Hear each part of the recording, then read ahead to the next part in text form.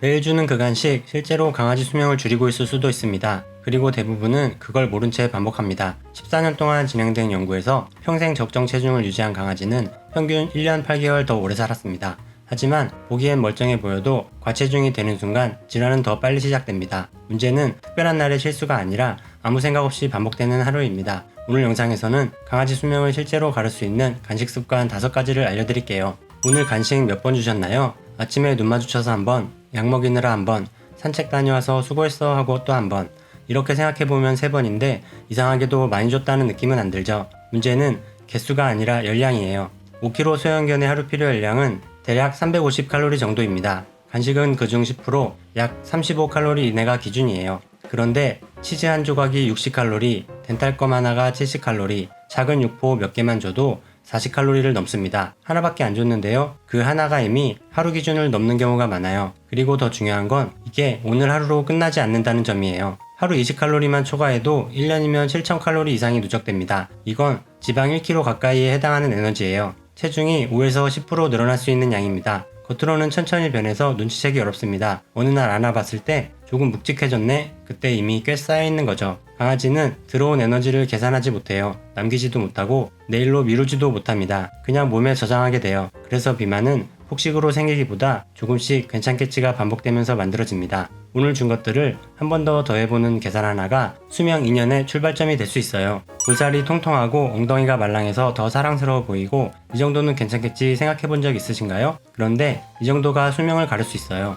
우리는 통통함을 귀여움으로 보지만 몸은 그 무게를 매일의 부담으로 기억합니다. 14년 동안 진행된 장기 연구에서 평생 적정 체중을 유지한 강아지는 평균 1년 8개월 더 오래 살았습니다. 강아지 인생에서는 계절을 2번 더 함께 보내는 시간이에요. 숫자로는 짧아 보여도 노년의 소중한 시간을 조금씩 앞당기는 차이일 수 있습니다. 문제는 살이 붙는 속도가 아니라 몸 안에서 일어나는 변화입니다. 체중이 10%만 늘어나도 관절에는 그 몇 배의 부담이 더해져요. 계단을 오를 때마다, 소파에서 뛰어내릴 때마다 조용히 쌓입니다. 겉으로는 귀여운 볼살이지만 관절은 착지할 때마다 충격을 버티고 있습니다. 그리고 지방은 그냥 남는 살이 아니라 몸 안에서 염증을 계속 만들어내는 조직입니다. 잘 뛰고 잘 먹으니 괜찮아 보이죠? 하지만 멀쩡해 보이는 시간이 가장 조용히 진행되는 구간일 수 있습니다. 시간이 지나면 숨이 조금 더 가빠지고 산책을 먼저 멈추고 겨울이 되면 관절이 더 뻣뻣해질 수 있어요.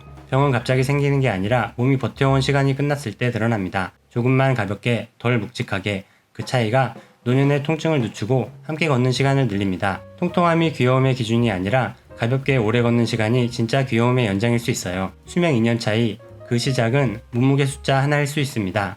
어느 날 갑자기 구토를 하고 배를 만지면 싫어하고 하루 종일 축 처져 있다면 그 전날 뭘 먹었는지 떠올리게 되죠. 치즈 한 장, 고기 굽다가 이건 살코기니까 괜찮겠지 하고 준 한 입. 그 순간엔 아무 일 없어 보여요. 다음날도 잘 뜨니까요. 그래서 반복이 시작됩니다. 문제는 한 번이 아니라 그렇게 쌓이는 과정이에요. 강아지 몸에 기름진 음식이 들어오면 췌장이 급하게 일을 시작합니다. 지방을 소화하려고 효소를 많이 분비해요. 가끔이면 괜찮지만 이게 반복되면 췌장은 계속 긴장 상태로 일하게 됩니다. 겉으로는 멀쩡해 보여도 몸 안에서는 매번 작은 자극이 쌓이고 있는 셈이에요. 특히 체구가 작은 아이, 조금이라도 살이 붙은 아이, 중년을 넘긴 아이들은 반응이 더 빠르게 와요. 처음엔 티가 잘 안 납니다. 그냥 조금 더 피곤해 보이고 배를 만지는 걸 싫어하고 가끔 토하고 지나가죠. 그래서 위가 예민한가 보다 하고 넘기기 쉽습니다. 하지만 이런 자극이 반복되면 몸 안에서는 염증이 쌓이고 당 균형이 서서히 무너지고 관절도 더 빨리 닳는 쪽으로 갑니다. 병은 어제 먹은 한 점 때문에 생기지 않아요. 아무 일 없어 보였던 수십 번의 반복이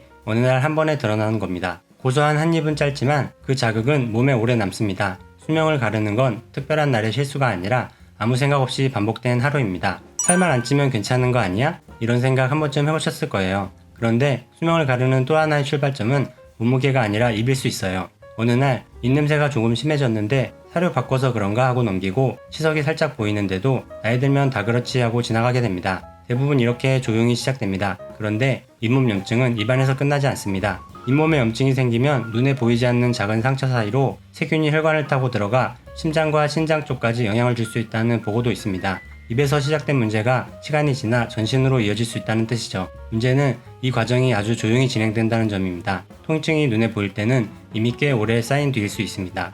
겉으로는 입냄새 하나였는데 몸은 신호를 계속 기억하고 있습니다. 여기에 당분이 많고 끈적한 간식이 반복되면 치석은 더 빨리 굳어서 씹는 동안 치아에 달라붙고 침과 섞여 단단해져요. 배달감을 주고 있으니 괜찮다고 느끼기 쉽지만 칼로리를 계산하지 않으면 그 역시 또 하나의 간식이 됩니다. 입은 음식이 들어오는 통로이면서 세균이 가장 오래 머무는 공간이기도 합니다. 그래서 입안이 조용히 무너지기 시작하면 몸 전체가 천천히 영향을 받게 됩니다. 체중만 관리하면 충분하다고 느끼기 쉽지만 입을 놓치는 순간 수면 관리의 절반을 놓칠 수 있습니다. 몸은 서로 연결되어 있기 때문에 치아 관리는 보기 좋게 하는 관리가 아니라 수명을 지키는 관리입니다. 이런 장면 익숙하지 않으세요? 앉아, 기다려, 잘했어. 그리고 바로 간식. 그 순간이 너무 예뻐서 우리는 너무 자연스럽게 잘했어는 먹는 것으로 연결해요. 아이 눈이 반짝이고 꼬리가 흔들리니까요. 그런데 보상은 반드시 열량일 필요는 없어요. 강아지의 뇌는 먹는 것만 기억하는 게 아니라 함께한 경험도 기억합니다.